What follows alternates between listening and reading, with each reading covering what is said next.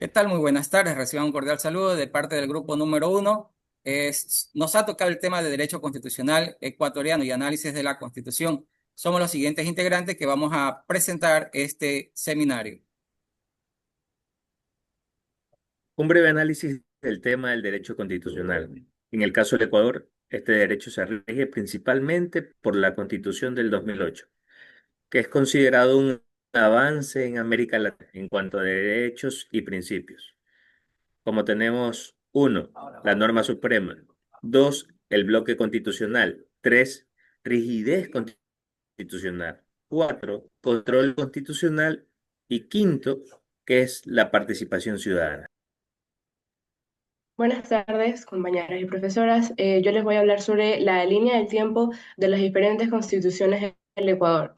La primera constitución de 1830 fue la primera Carta Magna del Ecuador, promulgada el 14 de agosto de 1830 en Riobamba tras la separación del país de la Gran Colombia. Estableció los principios básicos del nuevo Estado ecuatoriano y sentó las bases de su organización política y jurídica.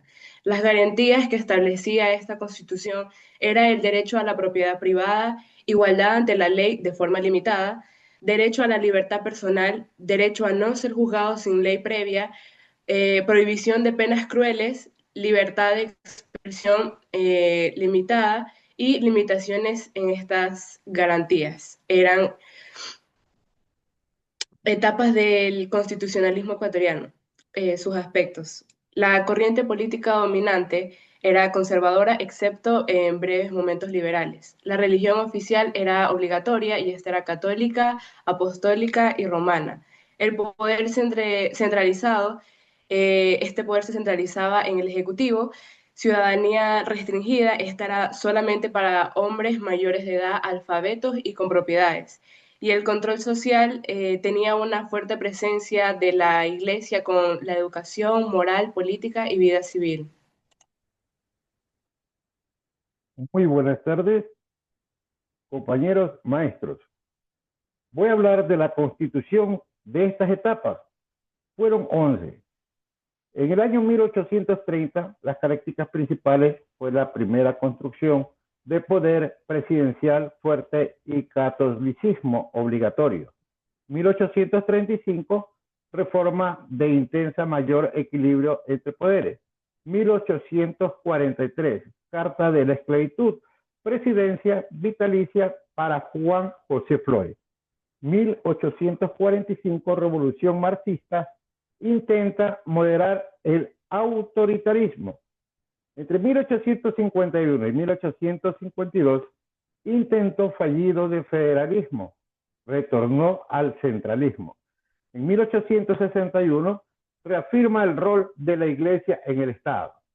En 1869, la Carta Negra, poder autoritario bajo Gabriel García Moreno. 1878 y 1884, nuevas constituciones con leve apertura, pero continúan con el método central.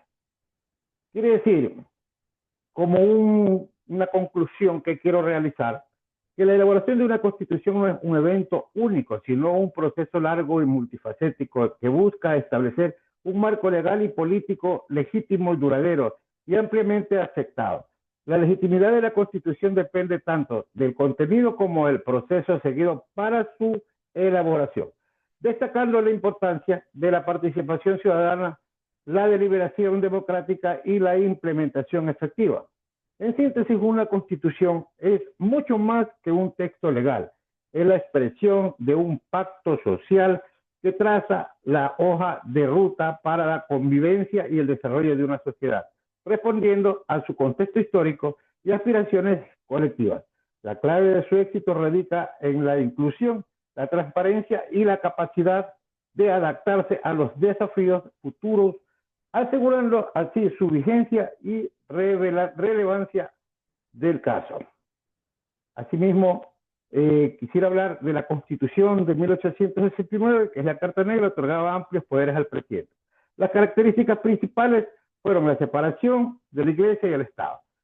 El segundo punto, libertad de culto y enfoque más laico y progresista.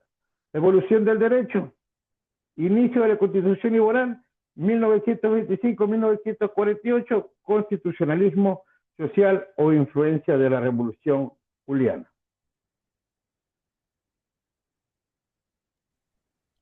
Constitución de 1979. Principales garantías, los derechos y libertades fundamentales. Amplió y protegió los derechos civiles y políticos, incluyendo derecho a la vida, libertad, propiedad, al debido proceso, libertad de expresión, asociación, religión y conciencia. Derechos económicos, sociales y culturales. Reconocer a vez con claridad el derecho a la salud, la educación, la vivienda, el trabajo digno y la seguridad social, los derechos laborales y sindicales.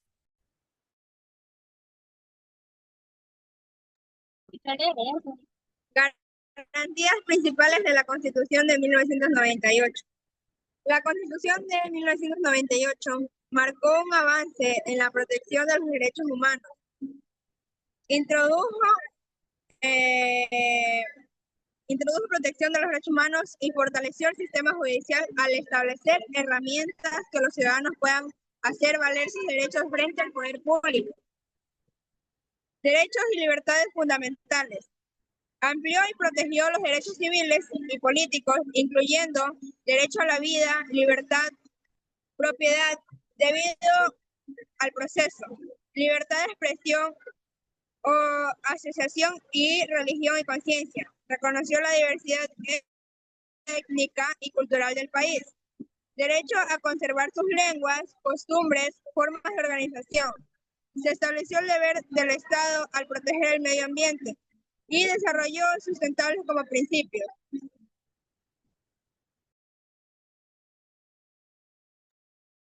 Deficiencias de la Constitución de 1998. Dice, poca eficiencia práctica. Muchos derechos no fueron garantizados en la realidad, especialmente en la salud, el trabajo y justicia. La desigualdad también estuvo presente entre lo que declaró la Constitución y lo que vivía la población. La inestabilidad política.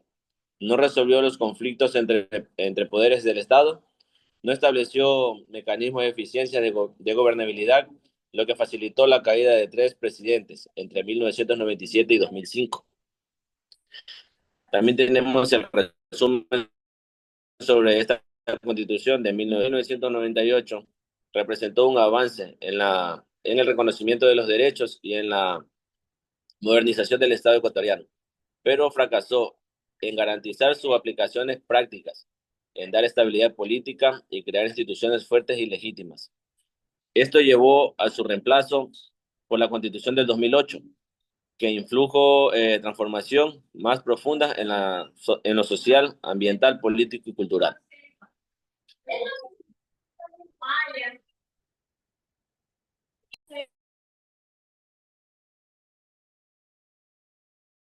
No se le escucha, compañero Byron. Buenas tardes. Tenemos la Constitución del 2008 actual. Contexto. La Asamblea Constituyente, impulsada por el economista Rafael Correa Delgado, rasgos innovadores. Estado plurinacional e intercultural. Tenemos también derechos de la naturaleza, único en el mundo. También tenemos el enfoque del buen vivir, Sumac Causay. También tenemos la ampliación de los derechos sociales, colectivos, sociales y colectivos. Nuevo diseño institucional con 5 funciones del Estado, mayor participación ciudadana. Asimismo, tenemos la convocatoria de la Asamblea Constituyente del 2007, que convoca a la Asamblea Constituyente en el 2007. El 15 de abril del 2007 se realiza un referéndum nacional donde más del 80% de ecuatorianos aprueban a convocar una Asamblea Constituyente. El 30 de septiembre del 2007 se elige los 130 asambleístas para redactar la nueva Constitución. Gobierno de Rafael Correa, en ese tiempo presidente de la República, es el líder del movimiento de Alianza País. Bien, el siguiente tema vamos a hablar sobre la redacción del nuevo texto constitucional, que nos conlleva el 30 de noviembre de 2007. Se instala la Asamblea en Montecristi, provincia de Manabí. Se crea la llamada Mesa de Montecristi, donde se elaboran los distintos artículos. El proceso fue participativo con audiencias públicas, propuestas ciudadanas y consulta con movimientos sociales.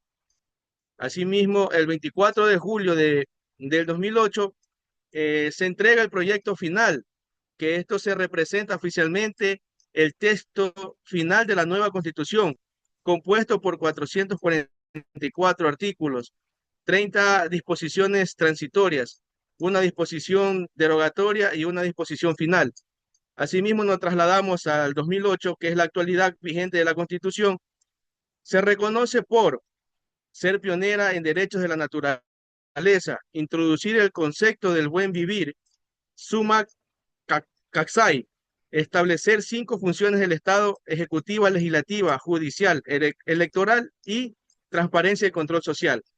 La Constitución de Montecristi sigue siendo la carta fundamental vigente de hoy en día aquí en el Ecuador. Eso es todo cuanto podemos decir del grupo 1 que nos ha tocado. Muchas gracias por su atención.